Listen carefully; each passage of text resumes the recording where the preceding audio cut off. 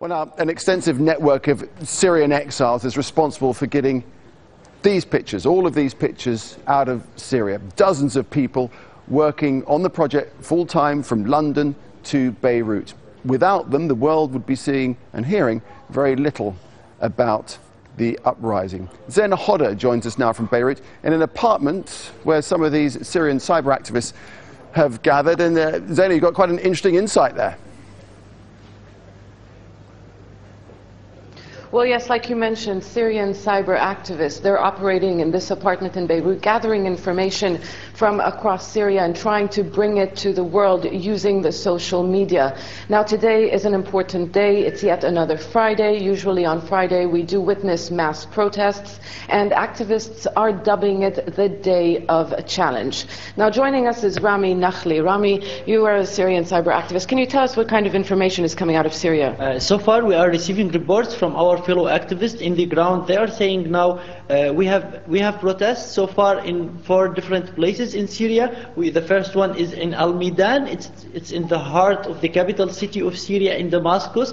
This is a great indicate for today. It's the day of challenge, and people now challenging this regime. And in the last 2 weeks, we were pushing protesters pushing. Okay, yeah. you say protest. Are they out in the streets, or they're still inside the mosque? No, protesters went out of the mosque, and there is heavy security forces. And now we just receiving reports that they are attacked by security police and thugs. Protesters are chanting, "Our blood for you, Dar'a." It's all the protest now all over Syria is in solidarity with Dar'a. Dar'a have been since 11 days under Syria, without electricity, without food, without... We'll talk about Dar'a in a minute, but how do you verify all these claims, all this information? I mean, do you reject some of them? Who do you trust? How do you know people are not giving false information? Yeah, okay, that's it. We are not collecting information from internet. We are getting this information. Our fellow activists in the ground in Syria,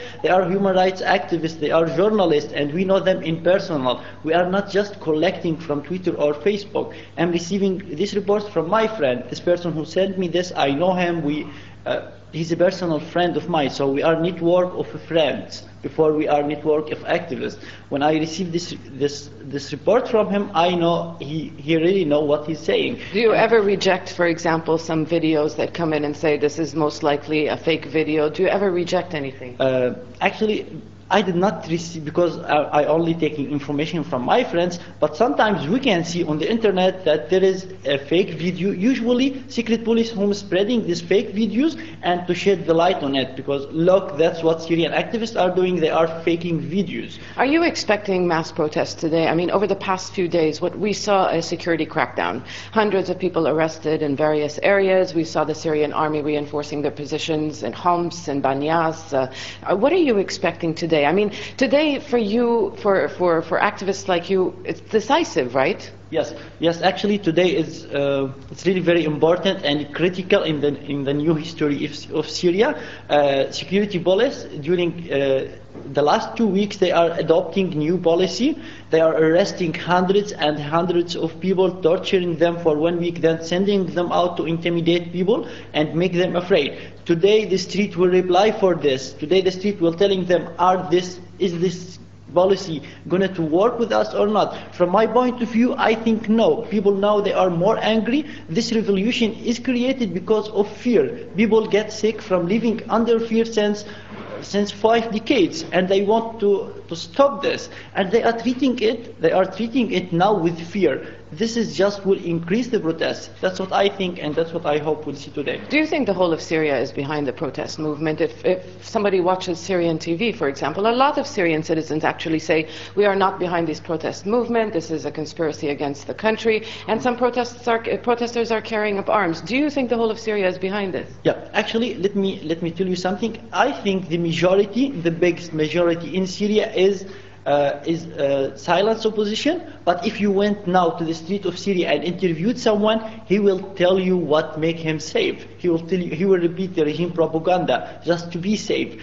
I think, and it's just personal point of view, just 10% of Syrian society with this regime, because they are corrupted, they are benefited out of it, and their destiny is linked to this regime. But the What about Daraa? Daraa, yesterday the Syrian army said that they're gradually withdrawing from Daraa, the city which was under siege for about 10 days now. What kind of information are you getting out of Daraa at the moment? So far, Daraa is really under grab. They're taking the grab in Daraa. People not allowed to go and protest in Daraa today in mosques. There is still snipers on the roof.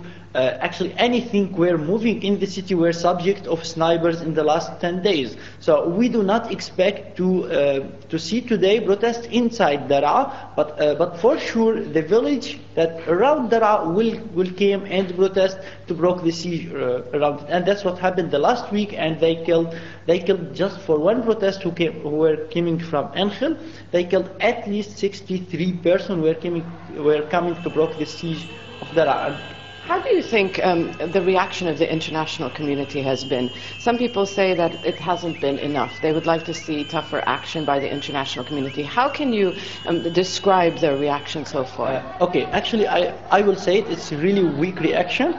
It's really under, we expected much tougher reaction. They saying like the excuse is they don't know what is the next. All the question, I hear it even from journalists who are reflecting the international worries, who is next Bashar al-Assad? But this is not excuse to not put pressure in this regime, because if you did, it's like if you did not put pressure, it's like you are allowing to kill peaceful protesters because you don't know what is the future. Actually, this is no excuse at all. Rami, thank you very much. So the mainstream media really relying on Syrian cyber activists like Rami to get as much information as possible out of Syria. Zeina, thanks very much. Absolutely fascinating. Thanks a lot for that.